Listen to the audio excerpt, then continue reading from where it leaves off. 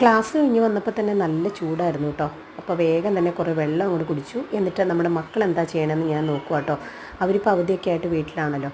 അപ്പോൾ അവർ അടിച്ച് പൊളിച്ച് ഇരുന്ന് എൻജോയ് ചെയ്തുകൊണ്ടിരിക്കുന്നു. ഇനിയിപ്പോൾ എനിക്ക് ലഞ്ച് പ്രിപ്പയർ ചെയ്യണം. അപ്പം ഞാൻ കറികളൊക്കെ ഉണ്ടാക്കാനായിട്ട് പോവുകയാണ്.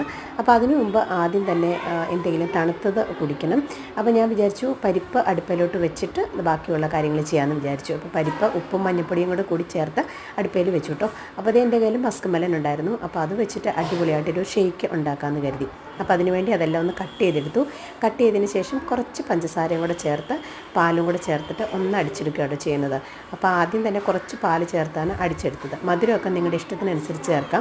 ഇതിനകത്ത് വേണമെങ്കിൽ നമുക്ക് നട്ട്സും ബാക്കിയുള്ള ഐറ്റംസും ഒക്കെ ചേർത്ത് കൊടുക്കാം കേട്ടോ. എന്തായാലും ഇപ്പോൾ ഞാൻ ഇത് നന്നായിട്ട് അടിച്ചെടുത്തിട്ടുണ്ട്. അപ്പോൾ ഞാൻ ഓൾറെഡി ചിയാ സീഡ് വെള്ളത്തിൽ കുതിരാനായിട്ട് ഇട്ടിരുന്നു കേട്ടോ രാവിലെ. അപ്പോൾ അതും കൂടെ ചേർത്ത് കൊടുത്തിട്ട് എടുത്തിട്ടുണ്ട്. നല്ല അടിപൊളിയായിട്ട് വന്നിട്ടുണ്ട്. ഇനിയിപ്പോൾ പരിപ്പൊന്ന് നമുക്ക് ഫ്രൈ ചെയ്തെടുക്കാം. ദാൽ ഫ്രൈ ആയിട്ട് ഉണ്ടാക്കുന്നത്.